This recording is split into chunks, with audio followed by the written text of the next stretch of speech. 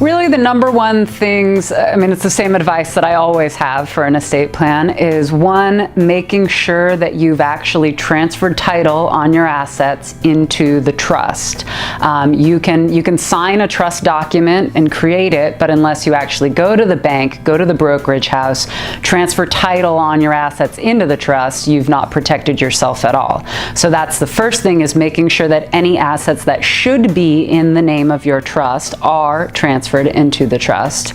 And then any assets that can't be transferred into the name of the trust, which is, retirement accounts, life insurance policies, qualified annuities, those things get distributed by their beneficiary designations. So just visit those beneficiary designations and make sure you've got the appropriate people nominated as your beneficiaries. And then also just looking again at who do you have nominated as your executor, trustee, power of attorney, making sure that that's still who you would trust in that role and who you would like to see serve in that position if you did become incapacitated.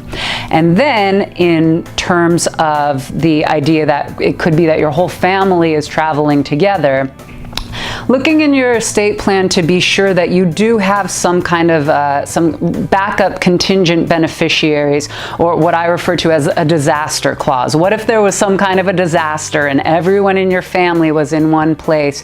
Do you have any provisions in there that say, okay, if that happens, then the assets will go to these charities or these friends or whoever it might be? But just having that in there, because if you don't have that sort of ultimate backstop, then we're back in court to distribute your assets.